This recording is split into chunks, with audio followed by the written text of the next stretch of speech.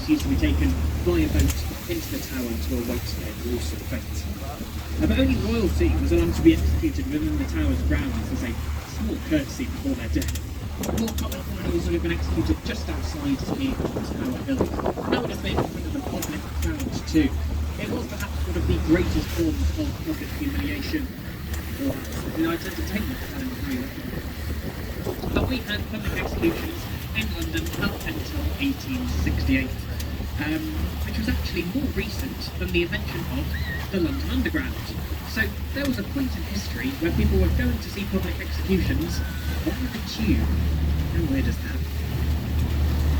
But if you go to the Tower of London today, you won't see any public executions, but you can see the crown jewels with your ticket. And trust me, they are the real deal.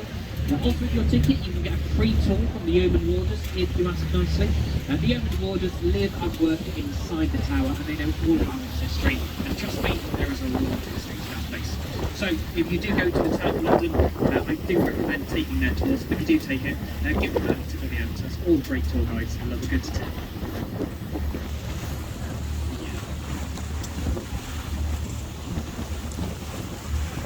Looking to the more modern and hard modern, we have the Shard. This is the tallest building in Western Europe.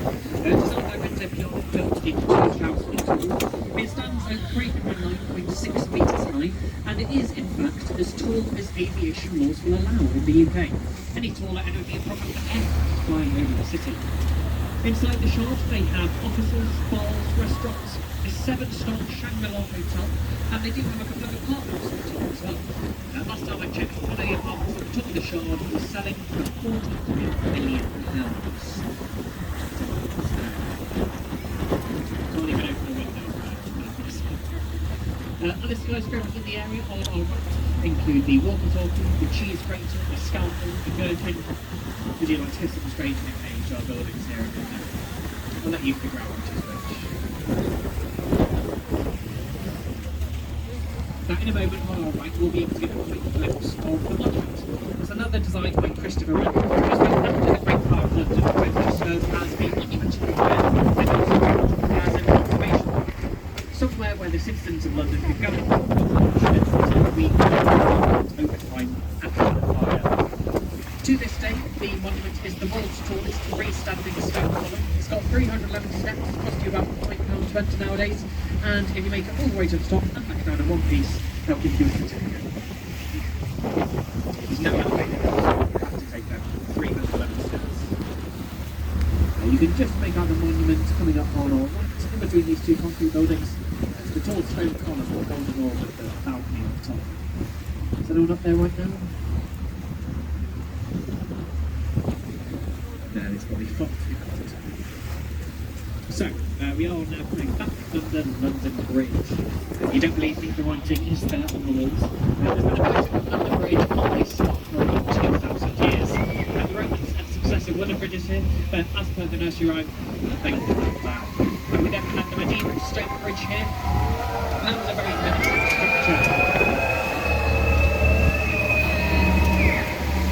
The stone bridge had 7-storey buildings on top of it, and hence on sides of some entrance to wall that river was trying to enter the city. But the stone bridge was here for about 1,000 years until it was replaced by the Victorians. We then had the Victorian London Bridge on that spot up until the 1960s, when we noticed it was starting to sink. So, a man named Robert Weaver from America offered to buy it from us. He claimed he was very fond of Victorian London Bridge, so he bought it, transported it brick by brick to his home in Arizona, where it now stands over Lake Havasu as a tourist attraction. It's still there to this day, so if you ever find yourself in Arizona, USA, do go check out Victorian London Bridge.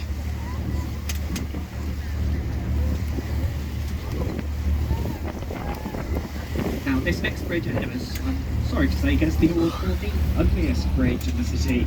This is Cannon Street Railway Bridge. This design is brought to you by British Rail, and there's not a lot of interesting things to say about it. It does, however, connect to Cannon Street train station over on the right here. And this train station once had a large arched glass roof above it. However, we were very fond of that glass roof, so during World War II, we moved the roof to a secure, secret location so that it wouldn't get damaged. Sure enough, the blitz happened, and that very secure, secret location was hit by a bomb and the roof was destroyed. The station itself was never hit, so it would have done a much better job if it had been lifted.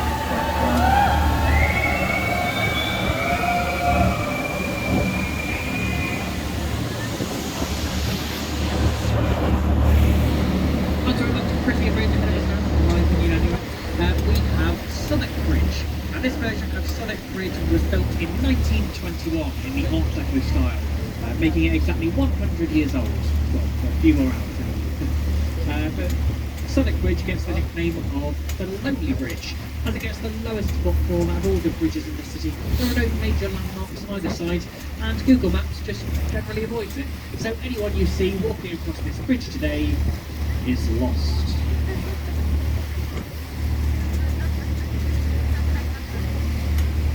It is, however, the only bridge in the city which is still Catholic.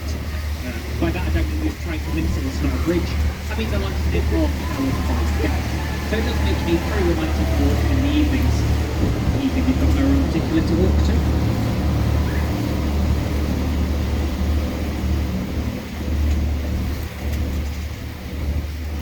Now, you may remember me earlier talking about a competition that was held to find a new landmark to celebrate the millennium, where the London Eye came in second place. Well, the bridge in front of us is the design that won that competition. This is Millennium Bridge, and it opened in June of the year 2000. And in its opening weekend, 160,000 people walked across this bridge, and they all noticed a rather severe wobble of about 5 or 6 inches side to side. People were falling over trying to cross this bridge, people were being sick off the side of it. It had to close after just 3 days. The bridge's designer, a man named Norman Foster, was interviewed and asked about this wobble, and he claimed on live television that there was nothing wrong with his design, it's just the way Londoners walk. Apparently we march. But either way, something had to be done. So the bridge closed for 2 years, while 91 dampers were installed.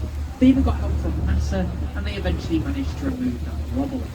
It reopened in 2002, and although its promoters intended for it to look like a blade of light across the city, it now just keeps the nickname of the Wobbly Bridge. It's had a rather successful film career though. Most notably, this bridge features in Harry Potter and the Half-Blood Prince, where it gets destroyed by Death Eaters right at the beginning of it. So a few have been suggested for this one, including the boomerang, the baby cocktail shaker, or perhaps most popular, the Kid Pardash. I'm sure you can figure out what. So we are now returning to the Blackfriars Bridges, and bridge is about to be removed. However, these poles are firmly embedded in the river, so the only way to remove them would be by using dynamite. However, dynamite would have likely destroyed the newer poles on either side, and they didn't want to do that. So instead, they decided the best thing to do would be to take the carbon thread, give them a creative listing, and just hope nobody notices. We noticed that